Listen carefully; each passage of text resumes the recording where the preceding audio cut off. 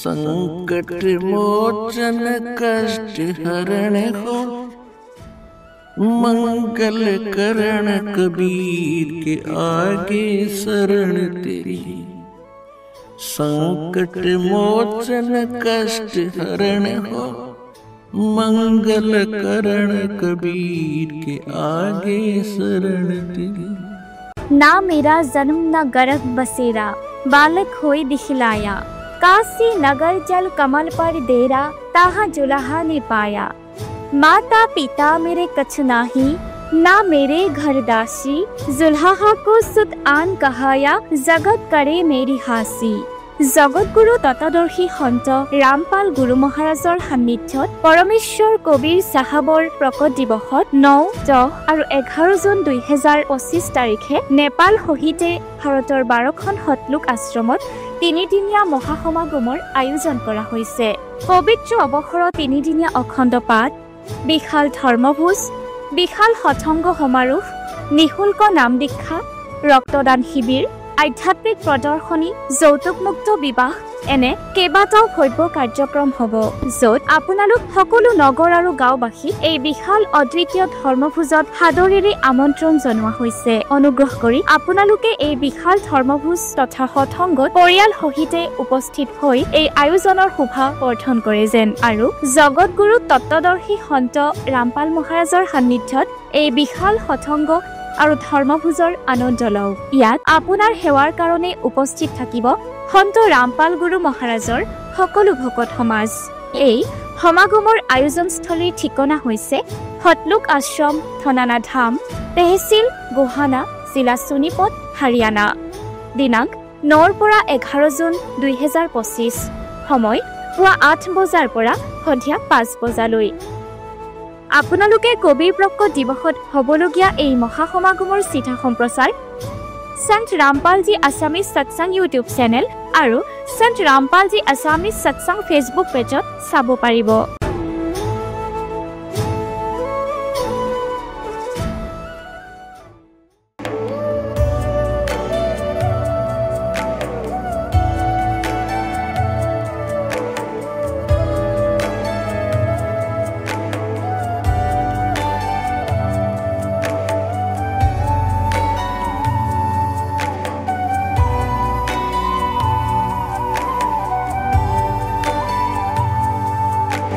পবিত্ৰ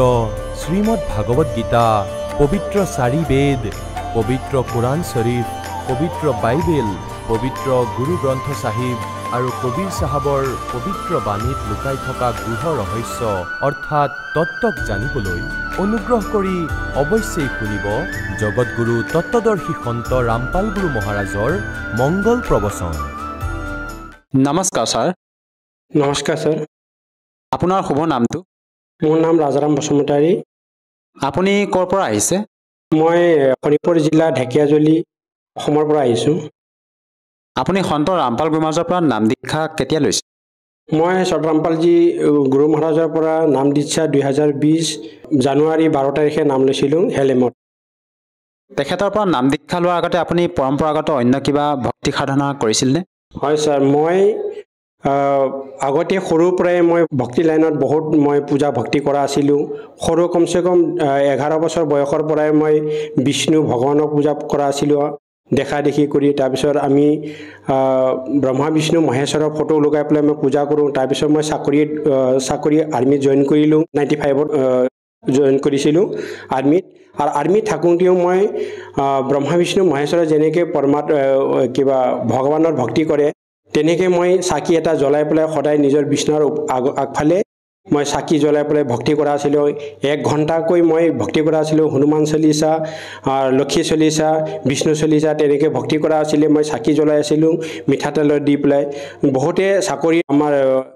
ছাৰ্ভিচৰ ল'ৰাবিলাকে কৈছে যে তই ইয়াত চাকি জ্বলাব নোৱাৰে, তই যদি চাকি জ্বলাব ইমান ভক্তি যদি পূজা কৰে তেতিয়াহ'লে তই মন্দিৰত গৈ পেলাই কৰিবি, তই ইয়াত জ্বলাব নোৱাৰে। তথাপিও মই মানা নাছিলোঁ। মই ভক্তিভাৱত এনেকৈ শ্ৰদ্ধা আছিলোঁ, মই ভগৱানক লাগে তাৰ কাৰণে মই ভক্তি কৰা আছিলোঁ। তাৰপিছত মই ব্ৰতো মানিছিলোঁ। যেনেকৈ মঙ্গলবাৰ ব্ৰত কৰা বৃহস্পতি ব্ৰত কৰা সেইবিলাক গোটেই মই ভক্তি কৰা আৰু তাৰপিছত মই শ্ৰদ্ধা আছিলোঁ য'ত ভগৱানৰ কথা কয় তাত মই মানে বহুত কান্দিব ওলাইছিলোঁ তেনেকৈ মানে ভগৱান লাগেই তেনেকৈ ভক্তি কৰি কৰি তাৰপিছত মই চাকৰিটো কৰিলোঁ তাৰপিছত মই ইমান বৰফত থাকোঁ ইমান পাহাৰত চাইনা বৰ্ডাৰ আৰু কাশ্মীৰী বৰ্ডাৰতো থাকিলোঁ তথাপিও ইমান বৰফ পৰি থকা সময়তো মই গা ধুই পেলাই ঠাণ্ডা পানী বৰফ পানীৰে গা ধুই পেলাই গামোচা এখন লৈ পেলাই মই ৰামায়ণ আৰু গীতা এনেকৈ খুলি পেলাই পঢ়ি থকা আছিলোঁ মোৰ ইমান ভাল লাগিছিলে যে মানে 2 পাত 3 পাত যদি এদিনত পঢ়িব পাৰোঁ মোৰ সন্তুষ্ট হোৱা আছিলে এনেকৈ ভগৱানৰ কিন্তু মোৰ একো লাভ হোৱা নাছিলে আপুনি যিহেতু আপোনাৰ সমাজত প্ৰচলিত পৰম্পৰাগত ভক্তি সাধনা আপুনি আটাইবিলাকে কৰি আছিলে আৰু লগতে আপুনি এজন ভাৰতীয় সেনা আছিলে আৰু তাত থকা পিছতো আপুনি ভগৱানৰ ভক্তি কৰিছিলে বিভিন্ন ধৰণে আপুনি ভক্তি সাধনা কৰি আছিলে তেনে ক্ষেত্ৰত ছাৰ আপুনি সন্ত ৰামপাল গোমাজৰখনলৈ কিয় আহিব লগা হ'ল মই তাৰমানে এনেকৈ এটা আমাৰ ঘৰত গাঁৱত মানে ভক্তি কৰা এনেকৈ শ্ৰীমদ ভাগৱত গীতা পাঠ কৰা গাঁৱতে আছে আৰু আমাৰ মাও মানে এইটো ভক্তি লাইনত আছিলে তাৰপিছত মই বছৰে গুৰু ধাৰণ কৰা নাই গুৰু ধাৰণ কৰাই নাই কিন্তু তথাপিও মই ভগৱানক বিচাৰি থাকোঁ আৰু ভগৱানৰ বিষয় লৈ মই চব কুছ কৰিবলৈ চেষ্টা কৰোঁ তেতিয়া এদিন মোৰ ঘৰতে ভাগৱত কৰিবলগীয়া আছিলে সেই ভাগৱতত মই আহিব নোৱাৰিলোঁ ছুটি তাৰপিছত মই বছৰে পাতে এবাৰ দুবাৰ এনেকৈ পাতি থাকে তেতিয়া ভাগৱত পাতোঁতে তাৰপিছত প্ৰসাদ খাবলৈ কাৰণে মই ঘৰৰ ওচৰৰ এজন মানে আমাৰ বাইদেউৰ ল'ৰাজনক মাতিছিলোঁ সিহঁতৰ ঘৰৰ পৰা কোনো নাহিলে মই বোলে কিয় নাহিলে আমাৰ এতিয়া ভাগৱত পঢ়িছে প্ৰসাদ খাবৰ কাৰণে গাঁৱৰ ওচৰৰ মানুহবিলাকক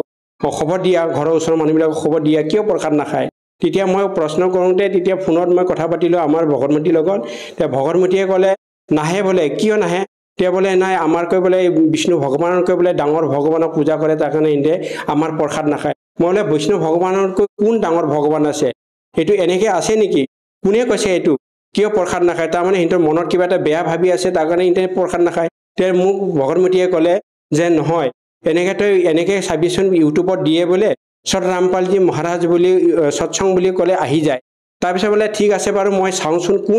কোন ভগৱান আছে কোন ডাঙৰ ভগৱান আছে মই চাই লওঁ তেতিয়া মই ইউটিউবটো খুলি পেলাই ভাত খাই পেলাই 8:30 বজাৰ সন্ধিয়া চবেই শুই যায় আমাৰ আৰ্মিবিলাকে কেম্পৰ লাইনত তেতিয়া মই কি কৰিলোঁ সত ৰামপালজী মহাৰাজ সৎসং বুলি মই যেতিয়া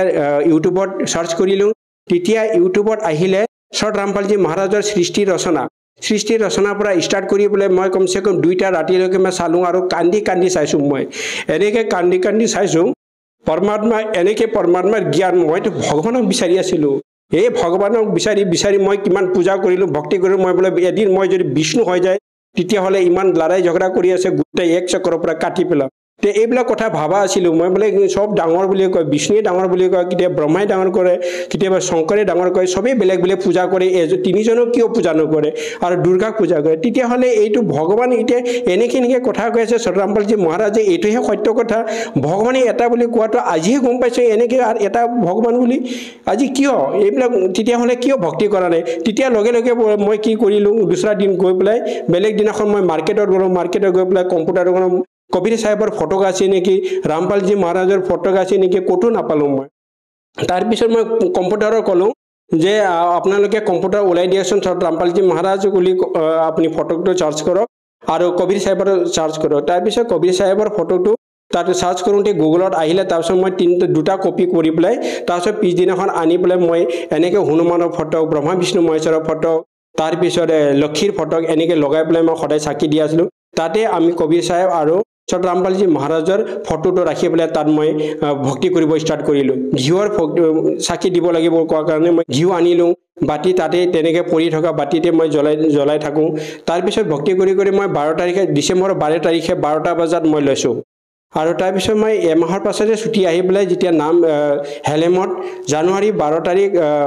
2020 হেলেমত গৈ পেলাই মই নাম দীক্ষা লৈছোঁ 12 তাৰিখে নাম লোৱাৰ লগে মই এনেকৈ শান্তি পালোঁ এনেকৈ ভাল লাগিলে মোৰ তাৰপিছত আহি পেলাই ঘৰত বেলেগ ধৰণৰ এটা অনুভৱ হৈছে সত ৰামপালজী মহাৰাজৰ তাৰ আসন বনাই পেলাই তাত দীপক জ্বলাই পেলাই আমাৰ সত ৰামপালজী মহাৰাজৰ ভক্তি কৰি থাকিলোঁ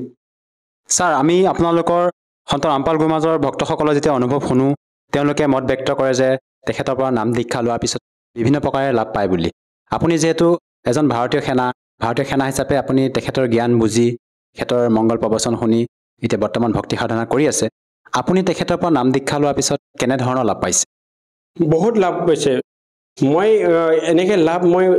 প্ৰথমবাৰ জীৱনত এতিয়া মই মানুহৰ জীৱনত সবৰকৈ ডাঙৰ লাভটো হ'ল মোৰ তত্ত্বজ্ঞান যিটো পৰমাত্মাৰ পৰা মই পাইছোঁ আৰু এইটো মুক্তিদাতা মুক্ত হোৱাৰ যিটো মই ৰাস্তাটো পালোঁ আধ্যাত্মিক জ্ঞানৰে সেই বস্তুটো সবৰকৈ মোৰ ডাঙৰ বস্তু মানুহৰ জীৱন বাৰে বাৰে নাপায় মানুহৰ জীৱন এবাৰে পায় আৰু সেইটো গোটেই পুণ্য পিছৰ কৰ্মৰ ভক্তি লৈ কৰ্ম দি তাৰ পুণ্য দিহে ইয়াৰ মানুহৰ জন্মটো ধনী আৰু গৰীবৰ সময়টো বিতনি কৰে তেতিয়াহ'লে এই আমাৰ এইটো সময়ত এতিয়া আমাৰ সত ৰামপালজী মহাৰাজে এনেকৈ জ্ঞান দিছে আজিলৈকে কোনো গুৰুৱে কোনো মানুহজন কোনো পণ্ডিত সাধুৱে এই জ্ঞানবোৰক দিব পৰা নাই আধ্যাত্মিক জ্ঞান শাস্ত্ৰক আজি মুছলমানে বেলেগকৈ কৰে হিন্দুৱে বেলেগকৈ কৰে শিখে বেলেগকৈ কৰে চবেই নিজৰ খ্ৰীষ্টানে বেলেগকৈ কৰে নিজৰ জ্ঞানটো লৈ পেলাই আধাৰ বনাই পেলাই ভক্তি কৰি আছে জাতি সমাজ বনাই আছে কিন্তু সত ৰামপালজী মহাৰাজে আজি গোটাইখিনি খুলি পেলাই আজি পৰমাত্মাৰ বিষয়ে কৈছে যে এই পৰমাত্মাক যদি ভক্তি কৰে তেতিয়াহে মুক্তি প্ৰাপ্ত কৰিব মুক্তি প্ৰাপ্ত কৰা মানে যেনেকৈ ইয়াৰ পৰা কাল ভগৱানৰ পৰা এই 21 ব্ৰহ্মণৰ পৰা যেতিয়া মুক্তি দিব ইয়াৰ পৰা ওলাই যাব এৰা দিব তেতিয়া তাৰ গৈ পেলাই আৰু জীৱন মৰণ কেতিয়াও নহয় সদায় তাৰ অবিনাশী হৈ থাকিব সেইটো মুক্তি বুলি কয় তাৰ কাৰণে এইটো গীতা আৰু বেদ শাস্ত্ৰটো গোটেই প্ৰমাণ আছে এতিয়া বেদৰ জ্ঞান গীতা জ্ঞান এতিয়া 5500-600 বছৰ আগতেই মহাভাৰতৰ জ্ঞান যেনেকৈ দ্বাপৰ যুগত মহাভাৰতৰ সময়ত কৃষ্ণৰ দেহাত কাল ভগৱান কাল নিৰঞ্জন ভগৱানে প্ৰৱেশ কৰি পেলাই অৰ্জুনক জ্ঞান দিছিলে সেই জ্ঞানটো আজি সত ৰামপালজী মহাৰাজে কৈছে যে ওম তৎসৎ মন্ত্ৰ কৰি পেলাই পৰমাত্মাক প্ৰাপ্ত কৰিব পাৰে আৰু সচিদানন্দ ঘন ব্ৰহ্মক পৰমাত্মাক প্ৰাপ্ত কৰাৰ পাছত মুক্তি প্ৰাপ্ত হৈ যায় আৰু এইটো লোকত যোৱাৰ পাছত আৰু এই সংসাৰত কেতিয়াও ঘূৰি আহিব নালাগে আৰু জন্ম মৃত্যুৰ চক্ৰ থাকিব নালাগে তাৰ কাৰণে সত ৰামপালজী মহাৰাজে আজি যিটো জ্ঞান দিছে সেই জ্ঞানটো আজি কোনো গুৰুৱে দিব পৰা নাই তাৰ কাৰণে কৈছে উল্টা লটকা পিপলকৈ ব্ৰিজ মানে যেনেকৈ ওপৰফালে জ্বৰ আৰু তলফালে গোটেই গছ আৰু তাৰ ডালি পাত এই পাতকেইটা গোটেই জ্বৰৰ পৰা শিপাৰ পৰা যদি পাতৰ গোটেইখিনি ক'বলৈ পাৰে এই জ্ঞানটো যদি যোনে ক'ব পাৰে সেইটো হ'ল তত্ত্বদৰ্শী খণ্ড সেই তত্ত্বদৰ্শী খণ্ডে আজি গোটেইখিনি কথা কোনে শিপা কোন হয় গছ কোন হয় ডালি কোন হয় আৰু পাত কোন হয় আজি সত ৰামপালজী মহাৰাজে সম্পূৰ্ণ ভাঙি পেলাই কৈছে আৰু পূৰ্ণম ব্ৰহ্ম কবিৰ চাহেবৰ ভগৱান বুলি আমাক শুনাইছে দেখাইছে কিন্তু আজি আমি শাস্ত্ৰ বেদ পঢ়ি পেলাই গম পালোঁ সত ৰামপালজী মহাৰাজে যিটো দিছিলে সেইটো বুজি আমি প্ৰমাণ চাইছোঁ শ্ৰীমদ ভাগৱত গীতা প্ৰেছ গৰখপুৰৰ পৰা মই অৰ্ডাৰ কৰি সত ৰামপালজী মহাৰাজৰ যিটো জ্ঞান দিছিলে সেইটো মিলাই চালোঁ তাৰপিছত শ্ৰীমদ ভাগৱত গীতা আনিলোঁ শ্ৰীমদ দেৱী পুৰাণ আনিলোঁ মাৰ্কেন্দ্ৰ পুৰাণ আনিছোঁ তাৰপিছত শিৱ পুৰাণ আনিছোঁ গোটেইকেইটা আনি পেলাই মই মিলাই চাইছোঁ সম্পূৰ্ণ কথা সত ৰামপালজী মহাৰাজে আজি শাস্ত্ৰমতে ভক্তি দি আছে সেই ভক্তিটো আজি কোনো গুৰুৱে দিব পৰা নাই সেই বস্তুৰ জ্ঞানেই নাই আজি সত ৰামপালজী মহাৰাজে গোটেই খুলি পেলাই শাস্ত্ৰমতে ভক্তি দি পেলাই আমাক ভক্তি দিছে আজি এই ভক্তি আমি কৰি আছোঁ ছাৰ আৰু এটা কথা জানিব বিচাৰিছোঁ আমি শুনিছোঁ যে আপোনালোকৰ গুৰু সন্ত ৰামপাল গুৰুমাজে শ্ৰাদ্ধ শ্ৰাদ্ধ কৰ্মকাণ্ড এইবিলাক কৰিবলৈ মানা কৰে প্ৰকৃততে সন্ত ৰামপাল গুৰুমাজে এই কৰ্মকাণ্ডবোৰ কিয় কৰিবলৈ মানা কৰে গীতা অধ্যায় 9 শ্লোক 25 কৈছে ভূতক যদি দেৱতাক পূজে দেৱতাক প্ৰাপ্ত কৰিব ভূতক পূজিলে ভূতক প্ৰাপ্ত কৰিব আৰু পিতৰক পূজিলে পিতৰক প্ৰাপ্ত হ'ব তাৰ কাৰণে আমি মন মানা আচৰণ কৰিব নালাগে যদি এইটোক পূজা কৰোঁ তেতিয়াহ'লে আমি ভূত হ'ম ভূত প্ৰেত আৰু পিতৰ আৰু দেৱতা লোকৰ যাব দেৱতা লোক পোৱাৰ পাছতো স্বৰ্গ পোৱাৰ পাছতো আৰু এই পৃথিৱীলৈ ঘূৰি আহি পেলাই আৰু ভক্তি সাধনা কৰি পেলাই তেনেকৈ 84 লাখ ভুগি থাকিবলগীয়া হয় মুক্তি প্ৰাপ্ত কৰিব নোৱাৰে তাৰ কাৰণে এই মানা কৰা আছে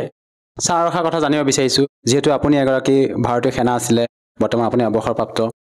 আপুনি যিহেতু এজন শিক্ষিত ব্যক্তি সেই হিচাপে মই জানিব বিচাৰিছোঁ আমি শুনিছোঁ যে সন্ত ৰামপাল গুৰুমাজৰ পৰা নাম দীক্ষা লৈ বহুতে নিচাও ত্যাগ কৰিব পাৰিছে যিসকল শ্ৰদ্ধালুৱে তেখেতৰ পৰা নাম দীক্ষা লয় তেওঁলোকে কেনেকৈ নিচা ত্যাগ কৰিবলৈ সক্ষম হয় হয় ছাৰ মই আগতে নাম লোৱাৰ সত ৰামপালজী মহাৰাজৰ নাম দীক্ষা লোৱাৰ আগতেই মই চাকৰি যেতিয়া আছিলোঁ মই এনেকৈ মাংস কাটা আছিলোঁ এনেকৈ ৰম চিগাৰেট এইবিলাক খোৱা আছিলোঁ মাংস মানে 200-250 এনেকৈ মুৰ্গী কাটি পেলাই মই কিবা কৰা আছিলে মোক জাৰাত বুলি কৈছিলে কিন্তু মাছ মাংস খোৱাত মই বহুত উস্তাদ আছিলোঁ আৰু তেনেকৈ মদ পানী খোৱাটো মই উস্তাদ আছিলোঁ ঘৰত আহিলে মানে গুটকা কমচে কম 40-50 টকাৰ মই গুটকা খোৱা আছিলোঁ 4টা পকেট থাকে আৰ্মিৰ পকেটত গোটেই পকেটৰ মোৰ ভৰ্তি গুটকা কিনি লৈ যোৱা আছিলোঁ 1 মিনিট 2 মিনিট গেপ থাকে তাৰ পিছত মই এনেকৈ খোৱা আছিলোঁ তাৰ পিছত এইবিলাক বস্তু সত ৰামপালজী মহাৰাজৰ চৰণৰ আহাৰ পাছত সেই বস্তুবিলাক মই এনেকৈ পাহৰি গ'লো এনেকৈ ইচ্ছা মোৰ ভিতৰৰ পৰা ওলাই গ'ল এতিয়ালৈকে মনত নপৰে সত ৰামপালজী মহাৰাজৰ ভক্তি লোৱাৰ পাছত মন্ত্ৰ এনেকৈ শক্তি আছে সত ৰামপালজী মহাৰাজৰ জ্ঞানৰ এনেকৈ শক্তি আছে সেই জ্ঞানটো পাই পেলাই আৰু সেই মন্ত্ৰটো পাই পেলাই আপোনাৰ এই ইচ্ছাবিলাক পাহৰি যায় ইচ্ছাবিলাক গুচি যায় আৰু সত ৰামপালজী মহাৰাজৰ মন্ত্ৰৰ ইমান শক্তি আছে আপোনাৰ ইচ্ছা আহিবলৈ নিদিয়ে যিমানেই ডাঙৰ তাৰ নিচা হওক যিমানেই তাৰ বেয়া তাৰ অভ্যাস হওক গোটেইকেইটা গুচি যায় জ্ঞান দ্বাৰাই সত ৰামপালজী মহাৰাজৰ মন্ত্ৰৰ শক্তি আছে আৰু সত্য ভক্তি তাৰ কাৰণে সেইবিলাক সম্ভৱ হয় ছাৰ আপুনি আৰু পাৰিবাৰিকভাৱে অন্য কিবা আৰু লাভ পাইছেনে পাৰিবাৰিক লাভত মানে আমাৰ এতিয়া ধৰি লওক আমাৰ দেউতা ইয়ে কমসে কম 6-7টা মান তাৰ বেমাৰ আছিলে সেই বেমাৰবিলাক তাৰ নাম লোৱাৰ লগে পাছে তাৰ এইবিলাক বেমাৰ গুচি গ'লগৈ সত ৰামপালজী মহাৰাজৰ সৎসংগৰে জ্ঞানেৰে কিতাপেৰে গম পালোঁ যে পৰমাত্মায়ে কবিৰ পৰমাত্মায়ে যাৰ আয়ু শেষ হৈ গৈছে তাকো 100 বছৰ আয়ু বঢ়াই দিব পাৰে বুলি কোৱা কাৰণে কোৱা শুনি পাইছে আৰু জানিছে তাৰ আমাৰ দেউতাই এতিয়া কয় যে পৰমাত্মাৰ কাৰণে মই জীয়াই আছোঁ পৰমাত্মাই বোলে 100 বছৰ বঢ়াই দিয়ে আজি সেই কথাবিলাক সত্য হৈ আছে আৰু তাৰ যিমানখিনি বেমাৰ আছে এইটো আঁতৰি গ'ল আমাৰ ঘৰত বহুতখিনি বেমাৰ আছিলে যাদু মন্ত্ৰ টনা এইবিলাক বহুত বাৰে মানে পঞ্জিকা চাবলগীয়া কেতিয়াবা তাবিজ ল'বলগীয়া কেতিয়াবা এৰিয়া বান্ধিবলগীয়া তেনেকৈ বহুত জাগাত গৈ আছিলোঁ বহুত পইচা খৰচ আছিলে মোৰ যিমানখিনি কামাই সিমানতকৈ আৰু 10-15 হাজাৰ টকা মাহত মানে মোৰ ধাৰ হৈ গৈছিলে তেতিয়া এইবিলাক বস্তু কৰি তাৰপিছত মই হাইৰাণ হৈ গ'ল মই ইমান ভক্তি কৰোঁ ইমান ব্ৰহ্মা বিষ্ণু মহেশ্বৰৰ হনুমানৰ মই চলিছা 7 বাৰ পঢ়োঁ য'তে যাওঁ তাতে হনুমান চলিছা কৰা আছে দৌৰোঁতেও হনুমান চলিছা যুদ্ধ যাওঁতেও হনুমান চলিছা তেনেকৈ কৰা আছিলে দুৰ্গা চলিছা তেনেকৈ কৰা আছিলে তাৰপিছত এইবিলাক বস্তু মই একো লাভ নাপালোঁ ঘৰৰ মোৰ পইচা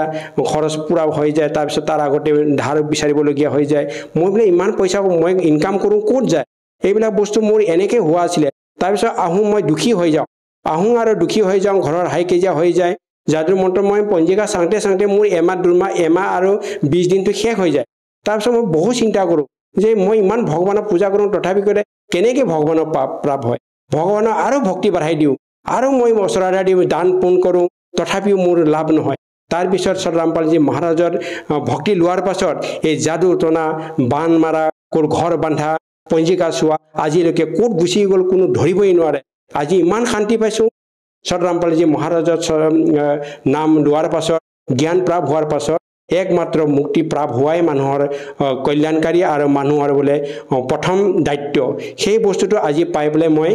মুক্তিৰ কাৰণে এতিয়া ভক্তি কৰি আছোঁ আৰু শান্তি আজি মোৰ ঘৰত কোনো হাৱা বতাহ এইবিলাক কোনো আক্ৰমণ নাই সত ৰামপালজী মহাৰাজৰ দয়াৰ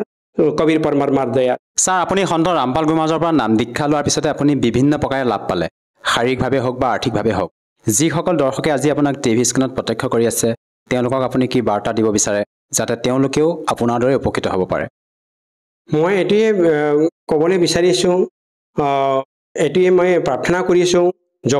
জগতৰ সকলো ভাই বহিন আৰু দাদা বাইদেউ পোৱালি ল'ৰা ছোৱালী এইবিলাকক মই সকলোকে মই প্ৰাৰ্থনা কৰোঁ যে আজিৰ দিনত মানুহে জীৱন বাৰে নাপায় মানুহে জীৱন বহুত দুৰ্লভ মিলে না বাৰম্বাৰ তাৰ পাছে পাতা তুৰ গিৰে বহুত নালাগতে দা তাৰমানে পাতা যেনেকৈ বছৰত বৈশাখ জেঠত নতুন পাত আহে বছৰ ঘূৰোঁতে পকি পেলাই কৰি যায় আৰু সেই পাতটো দুবাৰ নালাগে তেনেকৈ মানুহৰ জীৱন এতিয়া সংসাৰৰূপী বৃক্ষৰ কথাৰ মতে তেতিয়া এতিয়া আমি বাৰে জন্ম মৃত্যু হৈ থকা আৰু তাৰপিছত বাৰে মানুহ জন্ম নাপায় সেইবিলাক বস্তু আমি ভাবি পেলাই সকলোৱে মুক্তি বিচাৰাটোহে সবতকৈ ডাঙৰ এতিয়া সত ৰামপালজী মহাৰাজে মুক্তি কৰাটোহে মূল্যৱান কথা দি পেলাই সকলোকে জ্ঞান গংগা পুস্তকেৰে দি গীতা তেৰা জ্ঞান অমৃত জিনিকিৰা পুস্তক দি পেলাই সকলোকে বুজাইছে যে এই কিতাপখন মানুহে এতিয়া আজি কি কয় যে মানুহে কৈছে যে আপোনালোকে এই কিতাপটো ধৰিব নালাগে এই কিতাপটো পঢ়িব নালাগে জ্ঞান গংগা কিতাপ জিনিকিৰা আৰু জীৱনৰ সুগম পথ গীতা তোমাৰ জ্ঞান অমৃত এই কিতাপখন কি হয় এই কিতাপখন আপোনাৰ এটা গ্ৰামাৰ টাইপৰ আপোনাৰ শাস্ত্ৰমতে যিটো আধ্যাত্মিক জ্ঞানৰ শাস্ত্ৰমতে যিটো ভক্তি কৰিব লাগে সেইবিলাক বস্তু খুলি তাত দেখাইছে যে তোমাৰ গীতাত এইটো কথা লিখা আছে তোমাৰ বেদত এইটো কথা লিখা আছে তোমাৰ শাস্ত্ৰত এইটো কথা লিখা আছে সেইমতে চলিলেহে তুমি মুক্তিপ্ৰাপ্ত হ'ব আৰু ভক্তি কৰাৰ বিধিটো ইয়াত পাব পৰমাত্মা এটাই হয় সেই বস্তুটো জানিবৰ কাৰণে আপোনাৰ দেখা যায় ইয়াত নতুনকৈ ভগৱান বা নতুনকৈ জ্ঞান বেলেগকৈ দিয়া নাই আপোনাৰ জ্ঞানৰ পৰাই কৈ পেলাই মাজৰ পৰা আপোনাক শিকাইছে কোনো ধৰ্মগুৰুৱে এইটো কোৱা নাই কোনো ধৰ্মৰ গুৰুৰ শক্তি নাই কোনোৱে এইটো বুজি নাপায় তাৰ কাৰণে সেইবিলাক কৰি আছে আজি সতৰামপালজী মহাৰাজে কৈছে যে তোমাৰ জ্ঞানটো তোমাৰ ঘৰতে মই এই কিতাপৰ মাধ্যমেৰে বুজাই আছো সকলোৱে বুজি পেলাই আহক আৰু কল্যাণ কৰক নহলে এই সংসাৰত জনম মৃত্যু হৈয়ে থাকিব আৰু 84 লাখ ভুগি থাকিব কৰ্মমতে চলি থাকিব ইয়াত বাৰে বাৰে জন্ম মৃত্যুৰ কষ্ট ভুগি থাকিব নহলে আপোনাৰ মুক্তি কেতিয়াও নহব সেইটোৰ কাৰণে জ্ঞান গংগা জিনিকিৰা গীতা তোমাৰ জ্ঞান অমৃত পঢ়ি পেলাই আপুনি বুজিব লাগে আৰু নিজৰ আত্মা মুক্তি কৰাব লাগে আত্মজ্ঞান আৰু পৰমাত্ম জ্ঞান নিজৰ আত্মাৰ বিষয়ে ভাবিব লাগে শৰীৰৰ বিষয়ে ভাবিব নালাগে শৰীৰটো আজি আছে কালি নাই তাৰপিছত মৰাৰ পাছত আৰু যাব আপুনি 84 লাখত আৰু পুনৰ জন্ম পালেও আপোনাৰ পুণ্যমতে এইটো জন্ম যি পুণ্য কৰিছে যিটো কাম কৰিছে কৰ্ম কৰিছে সেইমতে আগলৈ জন্মত পাব সেই বস্তুটো আপোনাৰ হয়তো দুখ হ'ব পাৰে হয়তো আপোনাৰ ভাতৰ কোনো মানে ভাগ্যও নহব পাৰে বা হয়তো আপুনি ধনীমণি হৈ থাকিব পাৰিব কিন্তু সেই বস্তু বেছি দিন নহয় নাচোৱান শৰীৰ যোৱাৰ পাছত গোটে থাকি যায় আৰু জীৱন আত্মাটো কান্দি কান্দি টপলা বান্ধি পাপ আৰু পুণ্যটো লৈ পেলাই ঘূৰি থাকে যাৰ যদি তততসে সন্তচৰণ যদি আহে তেতিয়াহলে আপুনি মুক্তিপ্ৰাপ্ত হ'ব আৰু মৰ্যাদা থাকি পেলাই ভক্তি কৰিলে সেই জ্ঞানৰে আপুনি মুক্তিপ্ৰাপ্ত হ'ব যদিহে কোনো লোকে তেখেতৰ পৰা নাম দীক্ষা ল'ব বিচাৰে কেনেকৈ ল'ব পাৰিব ছাৰ এতিয়া আজিকালি বহুত সহজ আগতে আমি ইমান পোৱা নাছিলো এতিয়া কি হয় আজি টিভি চেনেলত দিছে সাধনা টিভিত দিয়ে সন্ধিয়া 7:30 পৰা 8টা লৈকে তাৰ পিছত ৰাতিপুৱা দিয়ে 6টাৰ পৰা 7টা লৈকে অসমীয়া চেনেল এতিয়া আপোনালোকে টিভি চাই পেলাই তাৰ তলত এটা পাত্তি যায় হালধীয়া পাত্তি তাৰ নম্বৰ আহে সেই নম্বৰৰ কন্টেক্ট কৰি পেলাই আপোনালোকে নাম দীক্ষা ল'ব পাৰে আৰু সকলো ষ্টেটতে সকলো ৰাজ্যতে ডিস্ট্ৰিক্ট বাই ডিস্ট্ৰিক্ট আপোনাৰ নাম দীক্ষা কেন্দ্ৰ খুলিছে সতৰামপালজী মহাৰাজে এনেকৈ সুবিধা কৰি দিছে বেছি দূৰতো যাব নালাগে আপুনি তাৰ কন্টেক্ট নম্বৰ লৈ পেলাই সেইটো জায়গাত গৈ আপুনি নাম দীক্ষা লৈ পেলাই ভক্তি কৰিব পাৰে আৰু লগতে আজি মোবাইলৰ যুগ হয় আপোনালোকতে সবতে মোবাইল থাকে মোবাইল যেনেকৈ মই মোবাইলত চাই পেলাই সতৰামপালজী মহাৰাজক মই সৎসং চাইছিলোঁ জ্ঞানটো পাইছিলোঁ তেনেকৈ আপোনালোকে মোবাইলত সতৰামপালজী মহাৰাজ সৎসং বুলি সতৰামপালজী মহাৰাজ বুলি আপুনি যদি সাৰ্চ কৰিব তেতিয়াহলে আপুনি সতৰামপালজী মহাৰাজৰ সৎসং পাব সকলো সৎসং আপুনি তাতে পাই যাব আপোনালোকে মোবাইলেদি সতৰামপালজী মহাৰাজৰ জ্ঞান প্ৰাপ্ত কৰিব পাৰে কিতাপ অৰ্ডাৰ কৰিব পাৰে আপোনালোকে জ্ঞান লৈ পেলাই ভক্তি সাধনা কৰিব পাৰে আৰু মোবাইলৰ যুগটো মোবাইলত আপোনালোকে মোবাইলৰ সতৰামপালজী মহাৰাজৰ সাৰ্চ কৰিলে আৰু তাৰপিছত সৎসং আহিব সৎসংৰ তলত সৎসংতে আপোনাৰ নম্বৰ আহিব সেই নম্বৰটো আপুনি ডাইল কৰিলে কন্টেক্ট নম্বৰ পাই যাব আপুনি তাৰপিছত নামদান কেন্দ্ৰ আপোনাৰ ডিস্ট্ৰিক্টৰ নিজৰ ডিস্ট্ৰিক্টতে নামদান কেন্দ্ৰ পাব তাৰপিছত আপুনি তাত যোগাযোগ কৰি পেলাই নাম দীক্ষা ল'ব পাৰিব ধন্যবাদ থাকিল ছাৰ এতিয়া জগতগুৰু তত্ত্বদৰ্শী সন্ত ৰামপাল গুৰু মহাৰাজৰ সৎসংগৰ মাধ্যমেৰে সেই অদ্বিতীয় আধ্যাত্মিক জ্ঞানৰ বিষয়ে জানি লওঁ যাৰ মাধ্যমেৰে আপোনালোকেও প্ৰাপ্ত কৰিব পাৰিব এনেকুৱা আধ্যাত্মিক মানসিক আৰু ভৌতিক সুখ যি এতিয়ালৈকে কেৱল আপোনালোকে মীৰাবাই ধ্ৰুৱ প্ৰহ্লাদ আদি কেইজনমান ভক্তৰ জীৱন কথাতহে শুনিছে এতিয়া শুনক তত্ত্বদৰ্শী সন্তৰ সৈতে শাস্ত্ৰ অনুকূল ভক্তি সৎসংগ এনেকুৱা অদ্বিতীয় আধ্যাত্মিক জ্ঞান যাৰ প্ৰমাণ আছে সকলো ধৰ্মৰ সকলো পবিত্ৰ শাস্ত্ৰত सेवक हो के उतरे इस पृथ्वी के माही जीव उदाहरण जगत गुरु बार बार बलि जाही जीव उदाहरण जगत गुरु बार बार बलि जाऊँ দাসজীয়ে কয় যে মই সেই পৰমাত্মাৰ ওচৰত সমৰ্পিত সকলো সমৰ্পণ কৰি দিওঁ এই অমূল্য জ্ঞানক মূল জ্ঞানত আৰু এজন দাস হৈ এজন শিপিনী হৈ এজন দুখীয়া মানুহ হৈ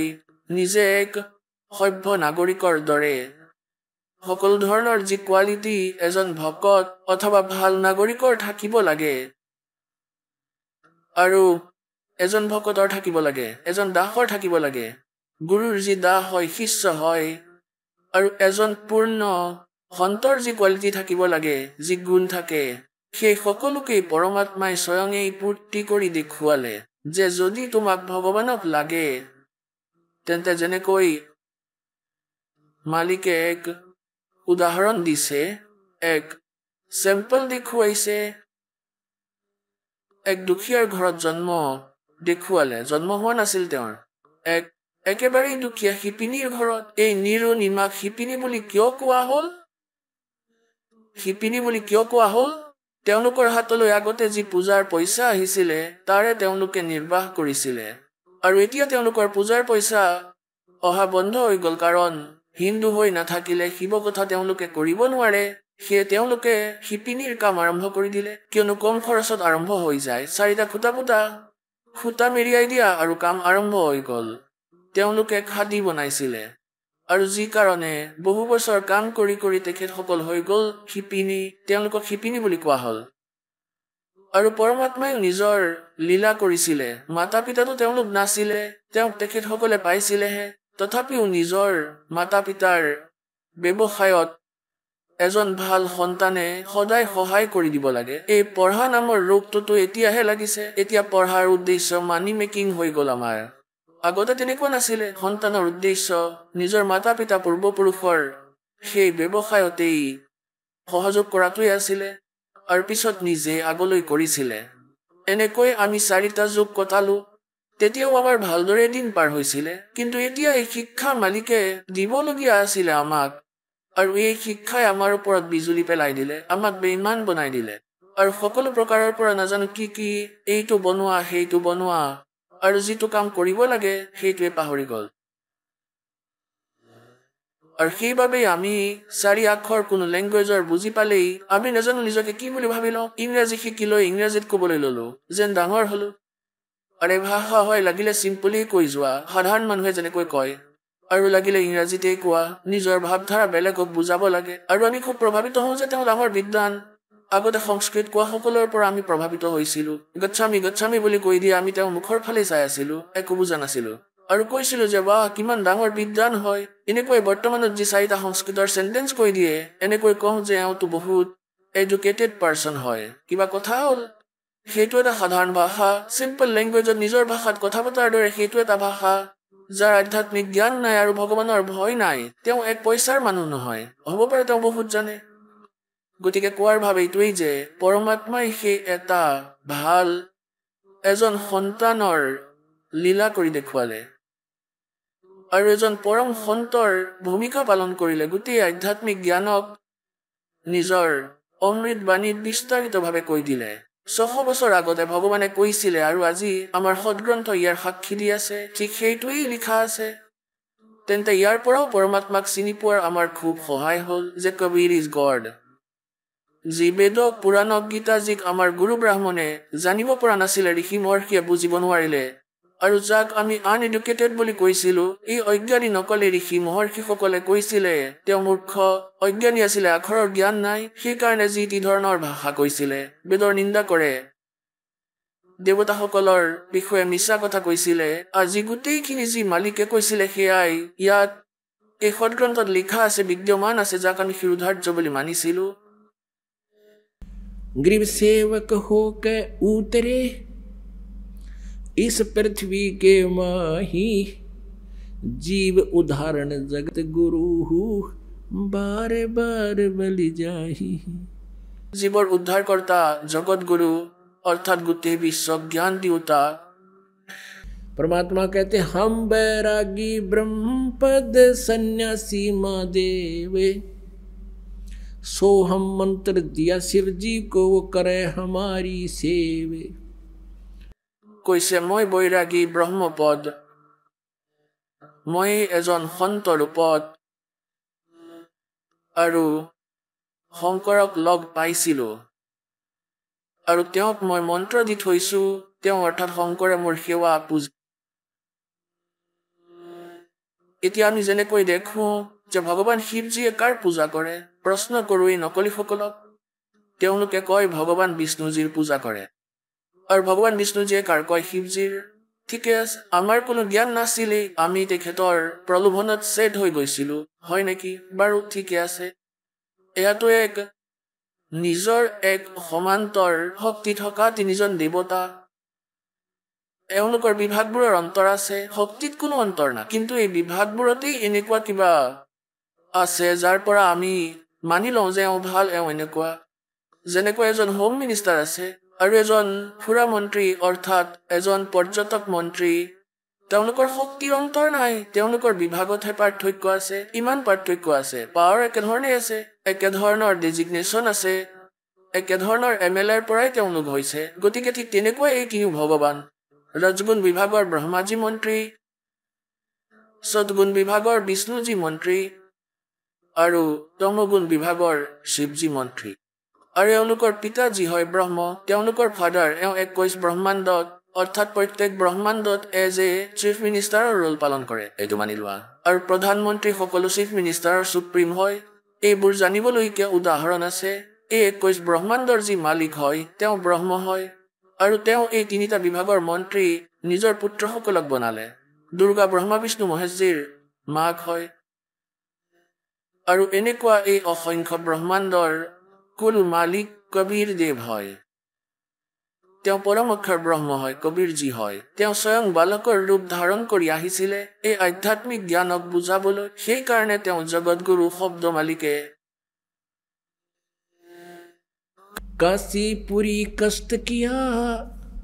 उतरे अधर अधारे मोमिन को मुजरा हुआ जंगल में दीदार काशीपुरी कष्ट किया অৰ্থাৎ কাশীৰ বাবে প্ৰস্থান কৰিলে উতৰে আধাৰ আধাৰ অৰ্থাৎ ওপৰৰ পৰা এজ ইট ইজ কোনো মাতৃৰ পৰা জন্ম লোৱা নাই তাৰ পৰা ওপৰৰ পৰা নামি আহিলে গতি কৰি আহিলে যেনেকৈ ঋগ্বেদ মণ্ডল নম্বৰ 9 সূক্ত নম্বৰ 86 মন্ত্ৰ নম্বৰ 26-27 দুটা মন্ত্ৰতেই বহুতখিনি আছে বুজোৱাজন বেলেগ যে সেই পৰমাত্মা দিওলোকৰ তৃতীয় পৃষ্ঠত তৃতীয় ভাগত বিৰাজমান হয় ওপৰত তাৰ পৰা গতি কৰি আহে তেওঁ কবীৰ দেৱ হয় আৰু বিদ্যুতৰ দৰে গতিৰে অতি শীঘ্ৰতাৰে আহে যেনেকৈ বিজুলী আহে 1 ছেকেণ্ডত আৰু নিজৰ ভাল আত্মাসকলক লগ পাই তেওঁ নিজৰ ৰূপক সৰল কৰি কাৰণ তাত পৰমাত্মাৰ যি সতলোকত শৰীৰ আছে মানুহৰ দৰে তাতো ভগৱান তেওঁৰ এডাল নোমৰ গুৰিত কোটি সূৰ্য মিলাই দিয়া কোটি চন্দ্ৰ মিলাই দিয়া সেই পোহৰো এই মালিকৰ এক নোমৰ গুৰিৰ উজ্জ্বলতাৰ ওচৰত নোহোৱাৰ তুল্য অলপ যেন লাগে ইমান তেজময় হয় তেওঁ এজ ইট ইজ যদি ইয়ালৈ আহি যায় আমাৰ চকু ফেচাৰ দৰে বন্ধ হ'ব খালি চকুৰে চাব নোৱাৰিম গতিকে তেওঁ নিজৰ ৰূপক সৰল কৰি পাতল তেজপুঞ্জৰ হৈ আৰু তাৰ পৰা নিজৰ ভগতসকলৰ বিঘিনিক নাশ কৰে আৰু ভাল আত্মাসকলক লগ কৰে কিয় লগ কৰে আৰু তেওঁ কেনেকুৱা হয় ঋগ্বেদ মণ্ডল নম্বৰ 9 সূক্ত নম্বৰ 82 মন্ত্ৰ নম্বৰ 1-2-3 ঋগ্বেদ মণ্ডল নম্বৰ 9 সূক্ত নম্বৰ 20 মন্ত্ৰ 1 আৰু বহুতো স্থানত ঋগ্বেদ মণ্ডল নম্বৰ 9 সূক্ত নম্বৰ 96 মন্ত্ৰ নম্বৰ 16 পৰা 20 লৈকে একেবাৰে স্পষ্ট কৰি দিছে যে তেওঁ সাধাৰণ মানুহৰ দৰে যেনেকৈ কাপোৰ পিন্ধি লয় মানুহৰ এনেকুৱা শৰীৰ ধাৰণ কৰি ওপৰত হুবহু আৰু পাতল তেজপুঞ্জৰ শৰীৰ বনাই ইয়ালৈ আহে সেই গৰীবদাস জিয়ে কৈছে तेज पुंज अन्य दे धरकर इस विध हमको भेंट ही हे कबीर परमेश्वर काशीपुरी कष्ट किया वो उतरे अधर अधारे अधर अधार अधर माने ওপৰৰ পৰা আধাৰ মানে তেনেকৈ আহিলে और मोमन को मुजरा हुआ हा जंगल में दीदार মুমিন কোৱা হয় মুছলমান সকলক এতিয়া কবীৰ পৰমেশ্বৰজীৰ ছবি কেনেকৈ বৰ্ণিত কৰিছে আদৰণীয় গৰীবদাস সাহেবজীয়ে कोट किरण शशि भान सुध आसन अदर विमाने परसत पूर्ण ब्रह्म को शीतल पिंड अरु प्राण যেতিয়া নিমাই মালিকক কোলাত লৈ লৈছিলে বুকুত খাবতিলে মুখত চুমা খালে যেনেকৈ সন্তানক মাকে মৰম কৰে तो कहते हैं परसत पूर्ण ब्रह्म को সেই পূৰ্ণ পৰমাত্মাক টাচ কৰাৰ লগে লগেই परसत মানে টাচ কৰোতে সোতে আৰু শীতল পিণ্ড আৰু প্ৰাণ যেনেকৈ বৰফ হাতত ৰাখি দিলে নিজৰ যি প্ৰভাৱ দেখুৱায় এনেকুৱাই কোৱা হয় ভগৱানক যেতিয়া তেনেকৈ টাচ কৰিলে বুকুত খাবতিলে সৰু বালকৰ ৰূপত মাকে কোৱা হয় তেতিয়াই একেবাৰে গোটেই শৰীৰত জিনজিননি উঠি গ'ল এনেকুৱা এফেক্ট হ'ল তেওঁৰ गोद लिया मुख चूम कर एम रूप झलकनते जगर मगर काया करे जैसे दमके पदम अनंत নিমাই কোলাত ললে মুখত চুমা খালে মৰম কৰিলে নিজৰ সন্তানৰ দৰে আৰু কয় হেম ৰূপ ঝলকন্ত হেম মানে হিম পৰমাত্মাৰ ৰূপ স্নো হোৱাইট অৰ্থাৎ কোনোবাই কাপোৰ কিনিবলৈ যেনেকৈ যায় বজাৰত বগা কাপোৰ আমি যে কওঁ একেবাৰে বগা কাপোৰ দিয়া স্নো হোৱাইট অৰ্থাৎ বৰফৰ দৰে বগা এতিয়া ইয়াত কৈছে গৰীবদাসজীয়ে চিত্ৰণ কৰি আছে गोद लिया मुख चूम कर हिम रूप झलकंते স্নো হোৱাইট বৰফৰ দৰে বগা উজ্জ্বলতা মালিকৰ আৰু जगर मगर काया करे जैसे दमके पदम अनंत ইমান সুন্দৰ শৰীৰ সেই বালকৰ যেনেকৈ শৰীৰৰ পৰা উজ্জ্বলতা ওলাই আছে অনুভৱ হৈ আছে ইমান মৰম লাগিছে ইমান যেন তাত এপাহি পদুমহে ফুলি আছে काशी उमटी गुल भया मोमिन का घर घेरे कोई कहे ब्रह्मा विष्णु है कोई कहे इंद्र कुबेर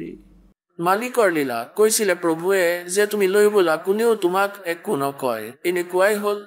এতিয়া তেওঁলোকে ক'লে যে কমলৰ পুষ্পত পালে এনেকৈ পালো তেতিয়াও নো অবজেকশ্যন তেওঁলোকে কিবা বেলেগহে কথা পাতিবলৈ ধৰিলে কিমান ধুনীয়া বালক এইটো এজন বালকৰ এনেকুৱা উজ্জ্বলতা কেতিয়াও দেখা নাই আকৌ কয় कोई कहे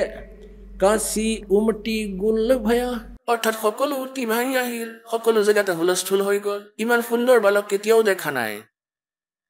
उस मोमिन का घर घेरे মমিন মুছলমানজনৰ ঘৰ ঘেৰি ললে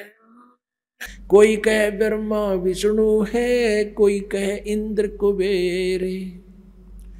कोई कहे वरुण धर्मराय है कोई कहते है ईश 16 कला सुभान गति ही कोई कहे जगदीश নিজৰ নিজৰ বুদ্ধি লগালে যেনেকৈ কোনো কেঁচুৱা ল'ৰা বা ছোৱালী উৎপন্ন হলে তেতিয়া কয় যে খুৰীয়ে উঠাব তেওঁ কয় যে খুৰাৰ দৰে দেখাত আকৌ পিছত পেহী আহিব তেওঁ ক'ব যে বাবুৰ দৰে দেখাত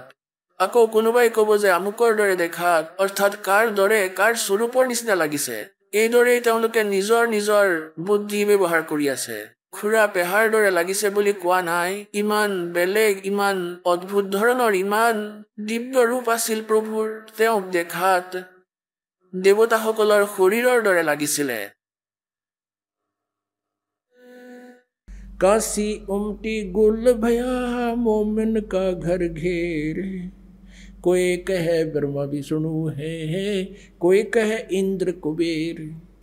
कोई कहे वरुण धर्मराय है कोई कहते है ईश 16 कला सुभान गति ही कोई कहे जगदीश भक्ति मुक्ति ले उतरे ओए होए भक्ति मुक्ति लेकर अवतरे मिटन तीनों ताप मोमन का डेरा लिया वहां कहे कबीरा बाप हे भगवान কিমান দয়ালু হয় সেই দাতা নিজৰ সন্তানৰ বাবে কিমান কষ্ট কৰে আমাক কিমান সহজ আৰু সৰল বনাই দিলে অজ্ঞানী বনাই দিলে এই কালে আমি নিজৰ পিতৃকে চিনি পোৱা নাই আৰু কবিৰ পৰমেশ্বৰজীয়ে কয় मैं रोवत हूँ सृष्टि को এয়া মোৰ সন্তান হয় মই কান্দি থাকো তোমালোক মোৰ সন্তান কিমান কষ্ট কৰি আছা কাৰোবাৰ সন্তান বেয়া পথত গলে ল'ৰা ছোৱালী বেয়া পথেৰি গলে মাক দেউতাকে তেওঁলোকৰ বাবে হাহাকাৰ কৰি থাকে তেওঁলোকে গম পায় যে আগলৈ ভৱিষ্যত সিহঁতৰ অন্ধকাৰ হ'ব কিমান দুখত আছে তেওঁলোক কিন্তু সিহঁতে সেই সময়ত বুজি নাপায় মাক দেউতাকৰ কথাক স্বীকাৰ নকৰে এতিয়া কালে আমাৰ বাবে এনেকুৱা কৰি দিলে যে আমি আমাৰ মা দেউতাক চিনি পোৱাৰ যোগ্যতাই নাৰাখিলো পৰমাত্মাৰ পৰিভাষা সলনি কৰি দিলে এতিয়া ভগৱান আহিলে মই ভগৱান হওঁ নহয় আমাকতো ভগৱান সেইজনহে লাগে যাৰ হাতত কুদৰ্শন চক্ৰ আছে অথবা হনুমানৰ দৰে গদা লৈ আছে বা শ্ৰীকৃষ্ণৰ দৰে অথবা ৰামৰ দৰে কাঁড় লৈ আছে বা দুৰ্গাৰ দৰে 8খন হাতত অস্ত্ৰ আছে আমি এখেতসকলকে ভগৱান বুলি মানো এজন দুখীয়া শিপিনী ৰূপত আৰু তেওঁ কয় মই ভগৱান সপোনতো নামানো আমি কিন্তু ভগৱানেতো মনাইহে এৰিব তেওঁৰ হাতত এই পৰম শক্তি আছে যাৰ বাবে আমি সকলো ঠাই ঘূৰিও শান্তি পোৱা নাই আৰু সেই দুখীয়া শিপিনীজনে যাক এজন শিপিনী দুখীয়া ব্যক্তি বুলি মানিছিলো আৰু তাত যাওঁতেই ঠিক হ'বলৈ ধৰে 64 লাখ শিষ্য হৈ গৈছিল পৰমাত্মাৰ 550 বছৰ আগতে তেওঁ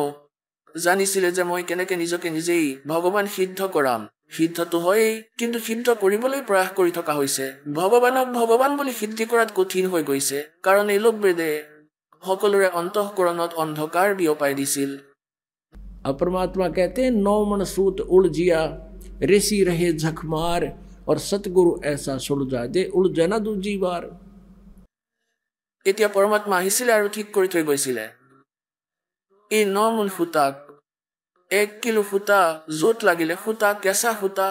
শিপিনীক কন্দুৱাই দিছিলে যদি ফুটা কাটি যায় বা ছিঙি যায় বা গাঁঠি লাগি যায় তেতিয়া কোনো সেই কাপোৰ স্বীকাৰ নকৰে ইয়াততো গাঁঠি লাগি গ'ল 1 পইচাও নিদিয়ে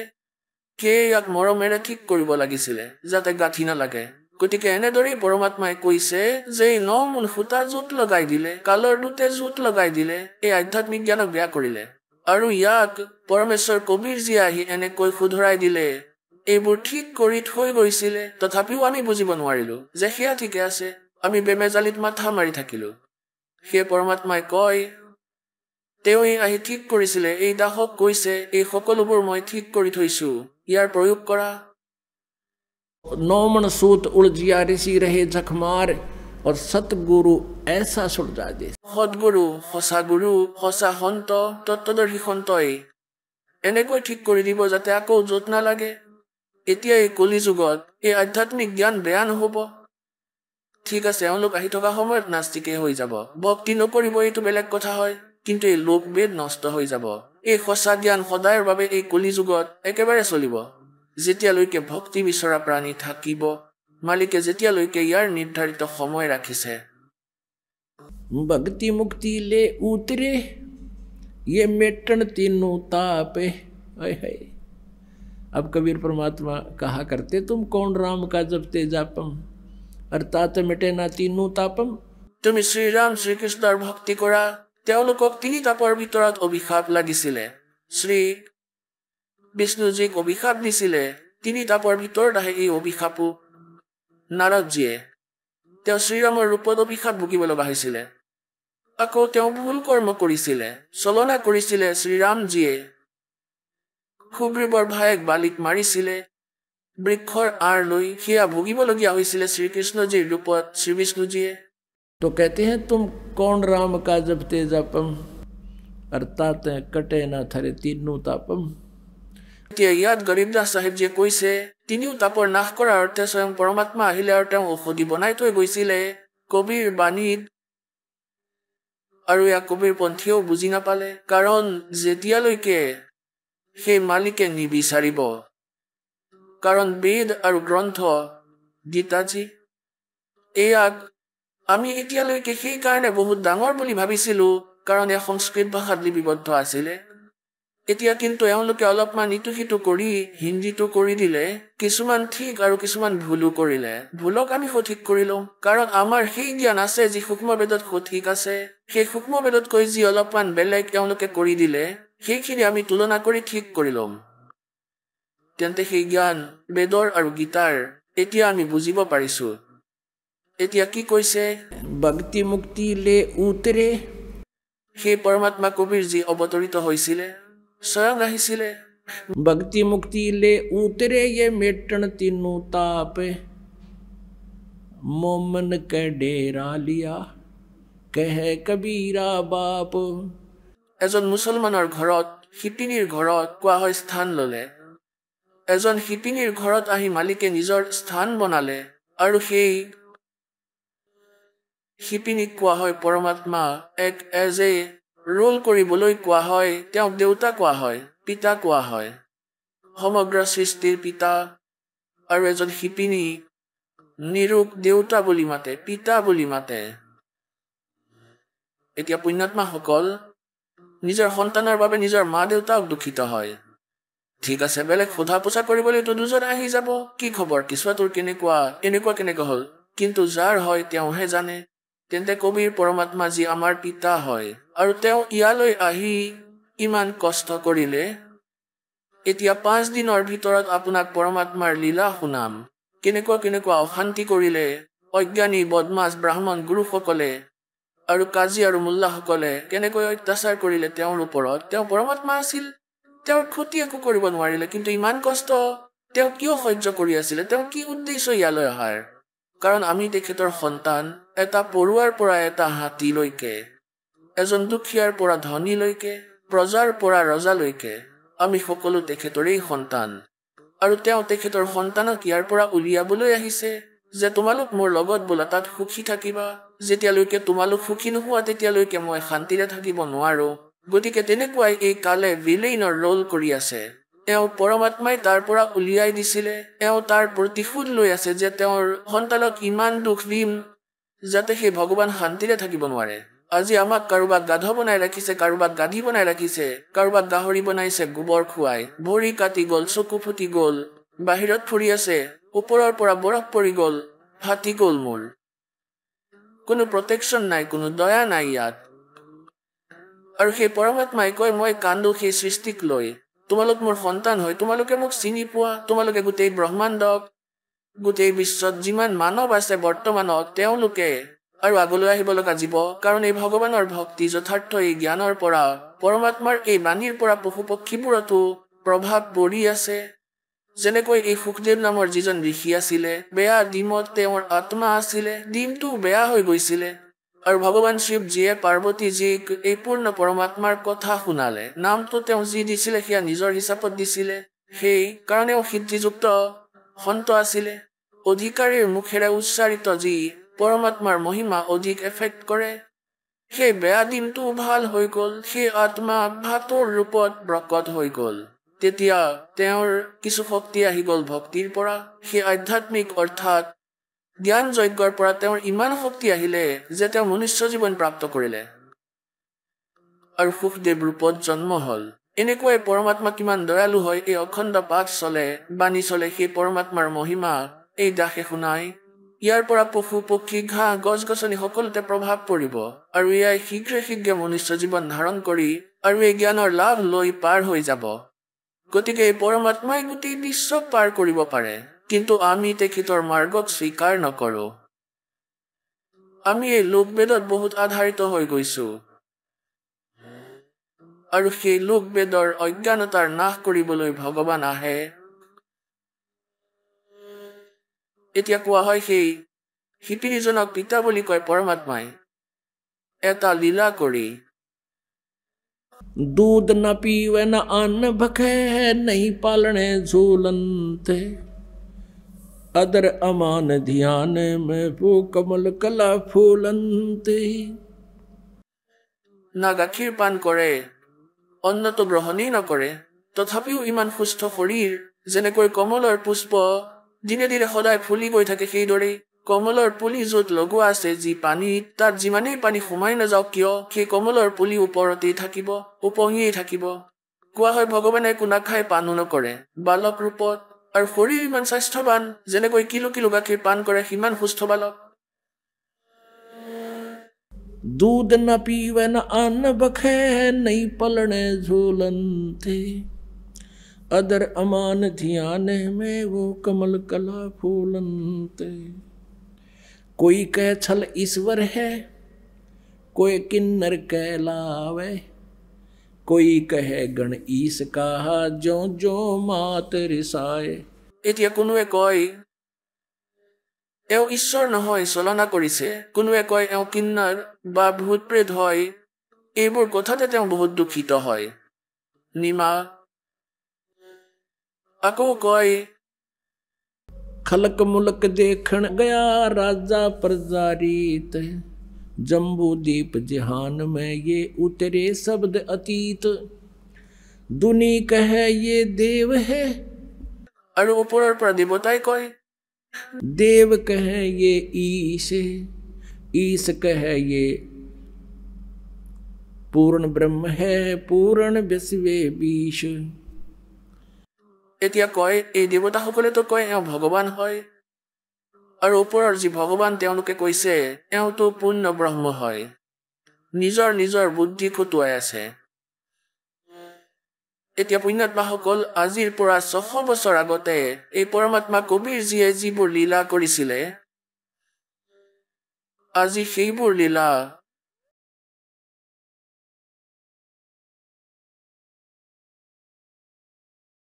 তেখেতৰ এই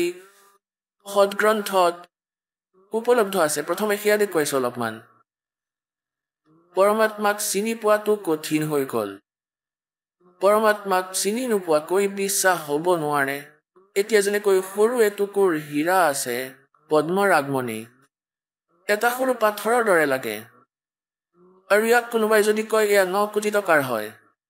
তেতিয়া বিশ্বাস নহ'ব যিজনে চিনি নাপায়। আৰু যিজনে চিনি পাব তেওঁ লগে লগে ক'ব হয় 9 লাখ টকাৰে। সেই পদ্মৰ আগমনীৰ চিনাকি কৰাব বিচাৰিছে পৰমাত্মাই, যে আমি ইয়াক সৰু টুকুৰাহে দেখা পাওঁ, আমি শিপিনীহে দেখা পাওঁ। সেই পৰমাত্মাক কবি নামেৰে প্ৰসিদ্ধ কৰি তেওঁ ফাইনেল কৰি দিলে, বন্ধ কৰি দিলে তেওঁৰ ফাইলটো। তেওঁ কেৱল কবি বা শিপিনী কবিৰ নাছিলে, তেওঁ পূৰ্ণ পৰমাত্মা হয়। এতিয়া সেই ভগৱানক লালক লাল সিদ্ধ কৰিবলৈ ইয়াৰ লক্ষণ কোৱা হয়, তেতিয়া বিশ্বাস হৈ যায়। তেনেহ'লেতো আমাৰ বিশ্বাস হৈ গ'ল যে লাল যদি হয় তেনেহ'লে বুকুত সাৱটি ল'ব, পিছমুখী কোনো নাথাকিব। এতিয়া চাব, এয়া হৈছে কবিৰ সাগৰ, সম্পূৰ্ণ 11 ভাগ। ক্ষীমদাস শ্ৰীকৃষ্ণ দাস প্ৰকাশন, বোম্বাইৰ পৰা প্ৰকাশিত। এয়া হৈছে কবিৰ সাগৰ, প্ৰথম খণ্ড। ভাৰত পথিক স্বামী যুগলানন্দ বিহাৰী দ্বাৰা পৰিষ্কৃত। আহক আমি এতিয়া সেই শ্ৰদ্ধালুসকলৰ অনুভৱবোৰ জানো, যিসকলে জগতগুৰু তত্ত্বদৰ্শী সন্ত ৰামপাল গুৰু মহাৰাজৰ পৰা দীক্ষা প্ৰাপ্ত কৰিছে তথা তেওঁ কোৱা ভক্তি মাৰ্গ এওঁলোকে অৱলম্বন কৰি আছে। নমস্কাৰ সৎ চাহেব। কি নাম হয় আপোনাৰ? মোৰ নাম দীপিকা কুমাৰী। দীপিকা, আপুনি ক'ৰ পৰা আহিছে? হয়, মই উৰিষ্যাৰ সম্বলপুৰ ডিষ্ট্ৰিক্টৰ কটৰৱা গাঁৱৰ হয়। সন্ত ৰামপালদেৱ মহাৰাজৰ পৰা নাম দীক্ষা আপুনি কেতিয়া ল'লে? হয়, মই 11 আগষ্ট 2018ত সন্ত ৰামপালদেৱ মহাৰাজৰ শৰণলৈ আহিছিলোঁ আৰু নাম দীক্ষা লৈছিলোঁ। সন্ত ৰামপালদেৱ মহাৰাজৰ পৰা নাম দীক্ষা লোৱাৰ আগতে আপুনি কি ভক্তি সাধনা কৰিছিল? মুক্তিদাতা জগতগুৰু সন্ত ৰামপালদেৱ মহাৰাজৰ শৰণলৈ অহাৰ আগতে মই হিন্দু সমাজত প্ৰচলিত সকলো দেৱী দেৱতাৰ পূজা কৰিছিলোঁ আৰু সৰুৰ পৰাই মই বহুত ব্ৰতো ৰাখিছিলোঁ। যেনে জন্মাষ্টমীৰ ব্ৰত, শিৱৰাত্ৰিৰ ব্ৰত আৰু প্ৰতি সোমবাৰে মই খালী ভৰিৰে শিৱ মন্দিৰলৈ গৈ পানী ঢালিছিলোঁ আৰু পূজা কৰিছিলোঁ। আৰু মই শিৱলিংগৰ ওপৰত 1 লাখ বেলৰ পাত দিয়াৰ সংকল্প লৈছিলোঁ আৰু প্ৰত্যেক সোমবাৰে মই মন্দিৰলৈ গৈ হিচাপ কৰি অৰ্পণ কৰিছিলোঁ আৰু লিখি ৰাখিছিলোঁ। কি কাৰণত আপুনি সন্ত ৰামপালদেৱ মহাৰাজৰ শৰণলৈ আহিল? ইমানবোৰ ভক্তিটো সৰুৰ পৰাই কৰি আহিছোঁ মই, কিন্তু ইমানবোৰ ভক্তি কৰাৰ পিছতো আমি বহুত দুখত আছিলোঁ। কাৰণ মোৰ আচলতে বহুত কম বয়সতে বিয়া হৈ গৈছিল। তাৰপিছত মোৰ দেউতাৰ মৃত্যু ঘটিল আৰু পিছত বিয়াৰ 5 বছৰৰ পিছত মোৰ এজনী ছোৱালী জন্ম হ'ল। তাইও বহুত বেছি বেমাৰত ভুগিছিল। মাহত 2-3 বাৰ তাইক মেডিকেললৈ নিবই লাগিছিল। এদিন এনেকুৱা হ'ল যে মোৰ হাজবেণ্ডৰ বিপিৰ কাৰণে ব্ৰেইন ষ্ট্ৰক হ'ল আৰু পেৰালাইচিছৰ এটেকো আহি গৈছিল আৰু তেওঁৰ কিডনীটো প্ৰব্লেম হ'ল আৰু তেওঁৰ বহুত বেমাৰ হৈ গৈছিল, যেন তেওঁৰ শৰীৰটো যেন বেমাৰৰ ঘৰ হৈ গৈছিল। এই সকলো সমস্যাৰ বাবে আমি বহুত চিন্তাত পৰিছিলোঁ, কাৰণ তেওঁ কৰি থকা কামো এৰি দিছিলে। তেওঁৰ যিখন দোকান আছিলে সেইখন দোকানো বন্ধ হ'ল আৰু আমাৰ আৰ্থিক পৰিস্থিতিও বহুত দুৰ্বল হ'ল, কাৰণ তেওঁকো মই মাহত 5,000 পৰা 6,000 টকাৰ খৰচ মেডিচিনৰ বাবে খৰচ কৰিব লাগিছিল। গতিকে ইমান খৰচ কৰাটো আমাৰ বাবে সম্ভৱ নাছিল আৰু আমি ইমান বেছি চিন্তাত আছিলোঁ। এফালে চাব গ'লে এনেকুৱা হৈছিলে যে আমাৰ ভগৱানৰ প্ৰতি আস্থাই উঠি গৈছিলে। আমি সৰুৰ পৰা ইমান ভক্তি কৰি কৰি আহিছোঁ, তথাপিও আমাক ইমান দুখ সহ্য কৰিবলৈ দিছে। যেতিয়া মোৰ স্বামীৰ স্বাস্থ্য বেয়া হ'ল, তেতিয়া 1-2 মাহৰ বাবে আমি হস্পিটেললৈ অহা যোৱা কৰিব লগা হৈছিল আৰু তাৰ পৰা উভতি অহাৰ পিছত তেওঁ কেৱল ঘৰতে বহিল আৰু এনেদৰে টিভি চেনেল সলাই থাকোঁতে এদিন গুৰুদেৱৰ সৎসংগ আহিল। চেনেলত গুৰুদেৱৰ সৎসংগ আহিল। সন্ত ৰামপালদেৱ মহাৰাজৰ শিষ্যবোৰৰ ইণ্টাৰভিউ আহে। সেয়া দেখি আমি প্ৰভাৱিত হ'লোঁ। তাৰপিছত আমি ভাবিলোঁ যে আমিও যদি কিবা লাভ পালোঁহেঁতেন। আৰু সেইকাৰণে প্ৰথমে মোৰ হাজবেণ্ডেহে নাম দীক্ষা লৈছিলে। সন্ত ৰামপালদেৱ মহাৰাজৰ ওচৰত তেওঁহে প্ৰথমে নাম দীক্ষা লৈছিলে। মই ইমান দুৰ্ভগীয়া আছিলোঁ যে তাত সৎসংগলৈ গৈছিলোঁ, তথাপিও নাম ল'ব পৰা নাছিলোঁ। আৰু যেতিয়া আমি তেওঁৰ 1 বছৰৰ পিছত আমি সম্পূৰ্ণ জ্ঞান বুজি পালোঁ, যেনে ধৰক গুৰুদেৱে সকলো বেদশাস্ত্ৰ খুলি জ্ঞান দিছিলে, সেইবোৰ মই দেখি মই ভাবিলোঁ যে এয়াই সঁচা জ্ঞান হয়। তাৰপিছত সদগুৰু ৰামপালদেৱ মহাৰাজৰ পৰা নাম দীক্ষা ল'লোঁ। সন্ত ৰামপালদেৱ মহাৰাজৰ শৰণলৈ অহাৰ পিছত আপোনাৰ সমস্যাবোৰৰ সমাধান হ'লনে? হয়, মোৰ ওচৰত ৰিপৰ্ট আছে মোৰ হাজবেণ্ডৰ যে তেওঁৰ যি ব্ৰেইন ষ্ট্ৰক হৈ গৈছিলে আৰু পেৰালাইচিছৰো এটেক হৈ গৈছিলে। তাৰপিছত আমি যেতিয়া সন্ত ৰামপালদেৱ মহাৰাজৰ শৰণলৈ আহিলোঁ, একবাৰো আমি হস্পিটেললৈ নগ'লোঁ আৰু এবাৰো পৰীক্ষা কৰি চাবলগীয়া নহ'ল। আৰু তেওঁ সুস্থও। মোৰ হাজবেণ্ডৰ কিডনীৰো সমস্যা আছিল। তেওঁৰ কিডনী প্ৰায় বেয়াই হৈ গৈছিলে আৰু ডক্টৰে কৈছিলে যে এওঁ যেতিয়ালৈকে জীয়াই আছে তেতিয়ালৈকে তেওঁ মেডিচিন খাই থাকিব লাগিব। কিন্তু সন্ত ৰামপালদেৱ মহাৰাজৰ দয়াত তেওঁৰ ওচৰত নাম দীক্ষা লোৱাৰ পিছত, তেওঁ কোৱা সঁচা ভক্তি কৰাৰ পিছত তেওঁ এতিয়া একো মেডিচিন নাখায়। যিবোৰ মেডিচিন তেওঁ প্লেট ভৰাই খাবলগীয়া হৈছিল, এতিয়া সেই মেডিচিনবোৰ একেবাৰে কম হৈ গৈছে। দিনত 1 বা 2 নহয়, 1 টেবলেট খায়। আৰু তেওঁ সন্ত ৰামপালদেৱ মহাৰাজৰ কৃপাত তেওঁ একেবাৰে সুস্থ। তেওঁৰ যি পেৰালাইচিছৰ এটেক হৈছিলে সেয়াও ঠিক হ'ল। সন্ত ৰামপালদেৱ মহাৰাজৰ দয়াত তেওঁ একেবাৰে সুস্থ এতিয়া। দীপিকা, আপুনি সন্ত ৰামপালদেৱ মহাৰাজৰ শৰণলৈ অহাৰ পিছত বহুত লাভপ্ৰাপ্ত কৰিলে। আপুনি ৰিপৰ্টো দেখুৱালে। লাখ দৰ্শকে আপোনাক আজি টিভিত চাই আছে। তেওঁলোকো কিবা নহয় কিবা বেমাৰত অথবা সমস্যাত ভুগি আছে। তেওঁলোকেও সন্ত ৰামপালদেৱ মহাৰাজৰ ওচৰত নাম দীক্ষা ল'ব বিচাৰে। গতিকে কেনেকৈ ল'ব পাৰিব? হয়, সন্ত ৰামপালদেৱ মহাৰাজৰ পৰা নাম দীক্ষা লোৱাটো একেবাৰে সহজ। যেনে বহুত কিছুমান চেনেলত সন্ত ৰামপালদেৱ মহাৰাজৰ সৎসংগ আহে আৰু সৎসংগৰ তলত এডাল হালধীয়া শাৰী আহি থাকে। তাতে আশ্ৰমৰ নম্বৰ থাকে। গতিকে যিসকল শ্ৰদ্ধালুৱে নাম দীক্ষা ল'ব বিচাৰে সেই নম্বৰত যোগাযোগ কৰি ওচৰৰ নাম দীক্ষা কেন্দ্ৰৰ লগত যোগাযোগ কৰি নাম দীক্ষা লওক। ধন্যবাদ। সৎ সাহেব।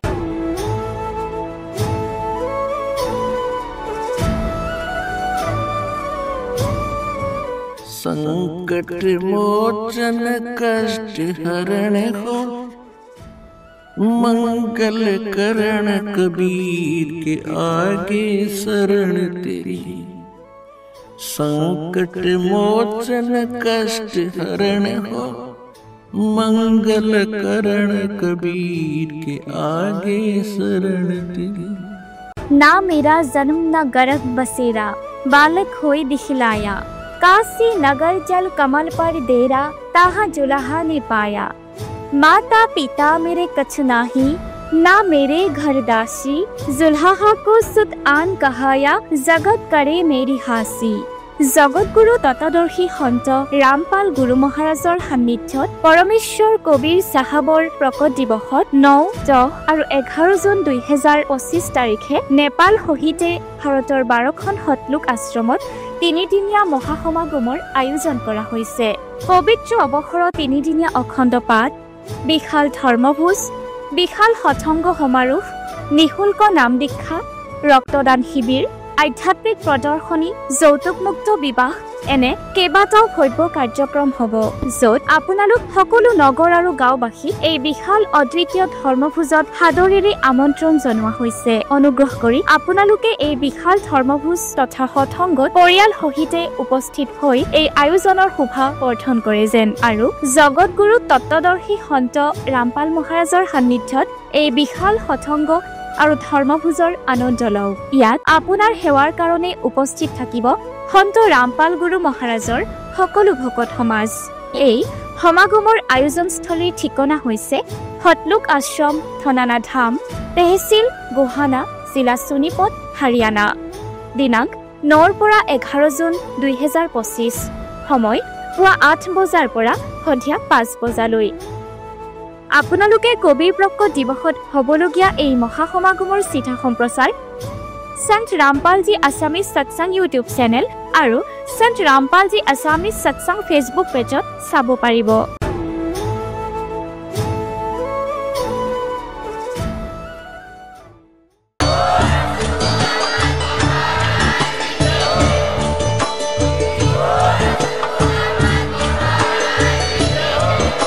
আপুনি শুনি আছিলে জগতগুৰু তত্ত্বদৰ্শী সন্ত